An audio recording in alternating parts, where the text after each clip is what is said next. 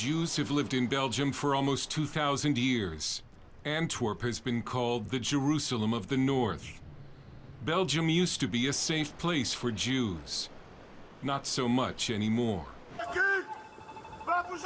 Many of the killers in the recent Paris attacks were Belgian Muslim radicals, the kind who are violently anti-Semitic. In a series of interviews conducted before the attack, Belgian Jews told CBN News that life in Belgium was still good, but the possibility of danger was ever present. The idyllic years are over. The tranquil years are definitely over. It can come. You can go to a grocery, and all of a sudden somebody could shoot you down. You can go to a museum, and the same can happen. Professor Julien Klenner was a hidden child during the Holocaust, while half of Belgium's Jews were sent to Nazi death camps. Now he must face it all again. How comes that the Shoah was not able to quiet down people about Jews? Why didn't that disappear into the oblivion of history, like so many other ludicrous approaches? Why is it still there? What have I done to deserve that?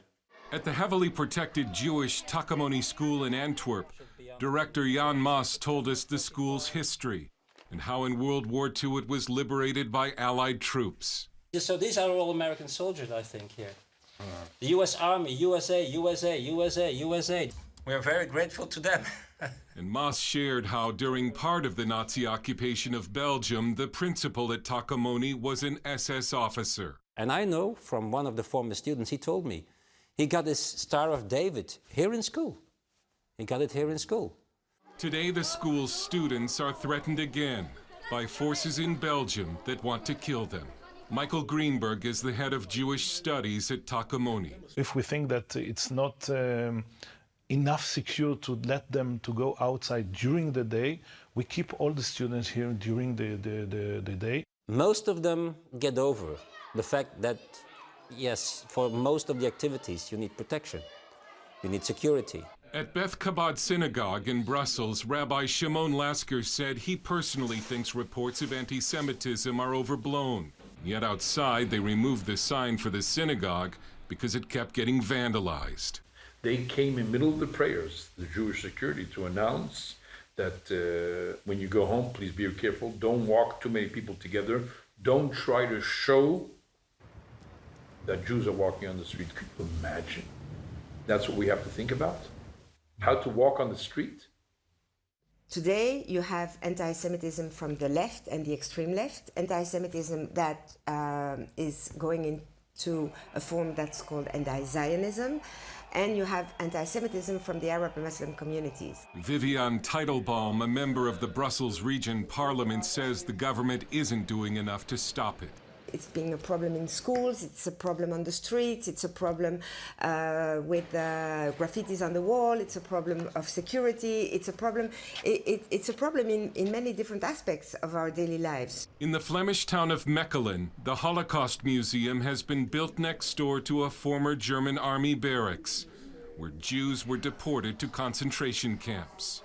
Claude Marinover, vice chairman of the museum and vice mayor of Antwerp, says Belgian Jews today should not have to risk being attacked in the street for looking Jewish. There is no reason whatsoever that a Jew, religious or not, should walk down a street from a city, big or small, in Belgium, with the fear of being attacked because of that. Unacceptable. Serge Rosen, president of the Jewish Congress in Belgium, is worried about the rise of anti-Semitism, but cautions that it is not like the pre-Nazi period. When people start to compare the situation of the Jews now with what existed before the war, I don't think that's relevant as a comparison. I think we are well integrated in the societies. The mainstream societies accept us, respect us. The political authorities support us. But it's a fair question to ask if some Jews are in denial over the danger they face. The same was asked of Jews in Europe during the 1930s. when it was said that the pessimist left for New York. The optimist went to Auschwitz.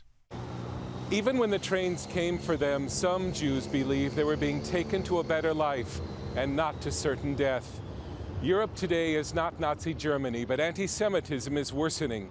And yet many Jews again choose to hope because they don't want to leave.